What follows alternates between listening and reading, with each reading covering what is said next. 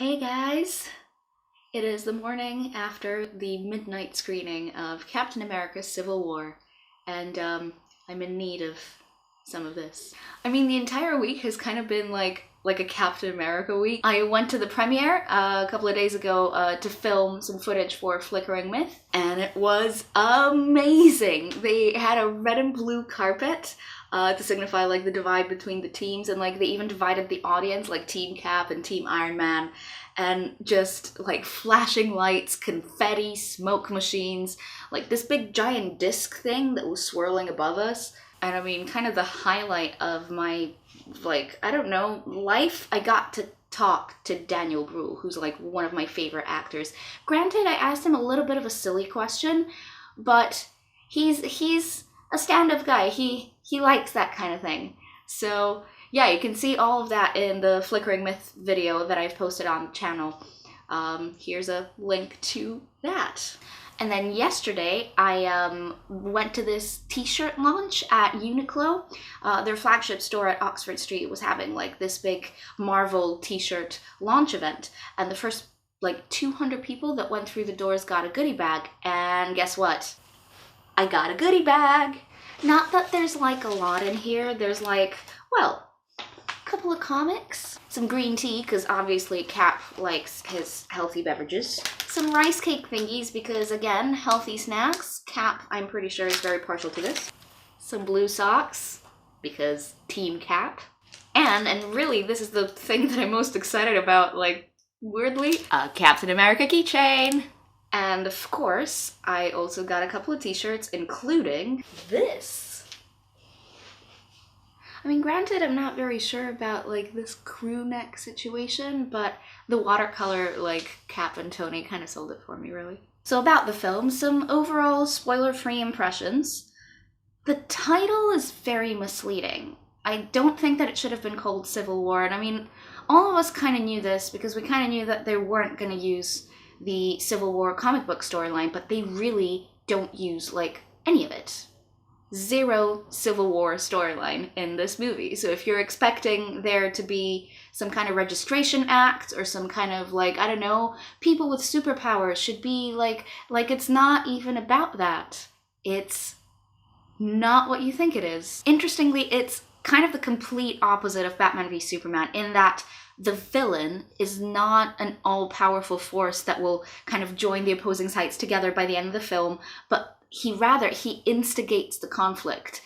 Zemo, played by Daniel Bruhl, is what Lex Luthor should have been. But, and this is all I'm going to say about it, even the conflict isn't what you think it is. The whole film isn't what you think it is. Iron Man has this very personal storyline at the heart of this movie, and watching him go through that is fascinating because it's something that I think we were owed since maybe the first Iron Man movie, you know, because he has this steely exterior, pun sort of intended. It's something that is at the core of him, something that made him who he is. And he finally comes to face this in this film, and it's awesome. Captain America as well, I think this is the first time that we see him kind of morally skewed. You know, he's not firmly on the good guy side. And it's fascinating because I don't think we've ever seen this before, you know? He has such a strong moral compass, and he knows what's good and what's wrong, and he'll always stand up for the little guy, the weaker guy. That's kind of who he is. But when the weaker guy is actually a bit of a villain, that kind of raises the question of what makes us good, what makes us bad, what punishment is appropriate for crimes that were committed while we weren't ourselves. Like that's just like a fascinating thing to explore in a superhero movie. Anthony Mackie as Sam is spectacular. I loved him. He's really sassy and sarcastic, and he has like all these little moments interacting with other characters that finally kind of reveal who Sam is, because yes, we've seen him in The Winter Soldier, but the tone of that movie was different to this. And so it's really cool to see Sam kind of like take initiative for the first time. I also really liked Elizabeth Olsen as Wanda, although, and this is something that is a little bit weird to me, Quicksilver is never mentioned. You know, he was her twin brother.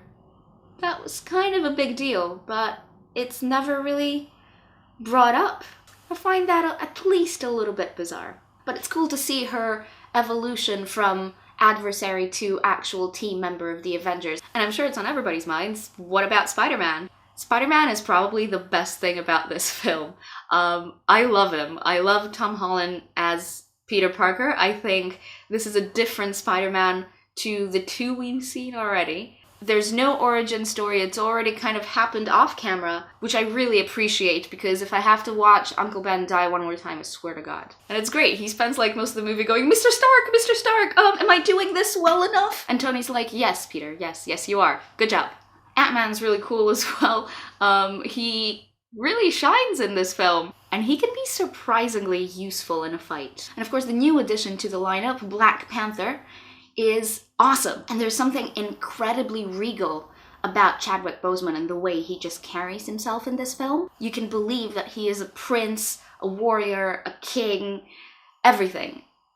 You can believe it. He just is. And of course, the villain of this film, Zemo, I would say is probably the best villain I've seen in a Marvel movie so far. Like the way he sets up his plan and the way that it plays out. It's not, twirling mustache, I am the evil guy. Like it all comes from a very personal place for him. This entire conflict, essentially, even between the superheroes, everything comes from a very personal place. And that's what makes it very engaging. The stakes are very high. You're always at the edge of your seat going, what's gonna happen now? How are they gonna get out of this?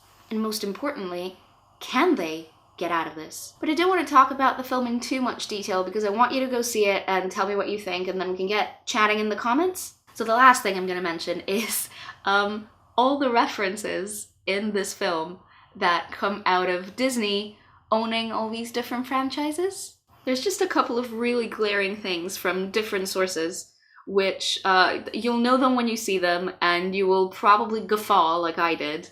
And naturally, a tiny bit of Community thrown in there in the mix as well. So if I were to give this movie a rating, I would say it's probably a 4-star film at the moment. I think it might merit from another rewatch. I might enjoy it a little bit more if I watch it again. I went in after like all the hype saying that it's the best Marvel movie ever, which I don't think it is. Like, is it better than The Winter Soldier? Guardians of the Galaxy? The first Thor movie? Okay, I know that the first Thor movie is not everybody's favorite, but it's my favorite, so whatever. I think it's right up there with some of the best Marvel movies. Not sure if it's the best, but I mean, it's pretty good. And that's what I like about Marvel at the end of the day, that there's a certain guarantee of quality. Like, you know that it's not gonna be terrible. It might not be mind-blowing, but it'll be, you know, solid and good. So that's it for this week's review. Thank you very much for watching, and if you enjoyed that, click the like button, subscribe to this channel if you haven't already, follow me on all these social media things. My Facebook page in particular is a very good way to communicate, and I will see you again next week with more film reviews. Bye!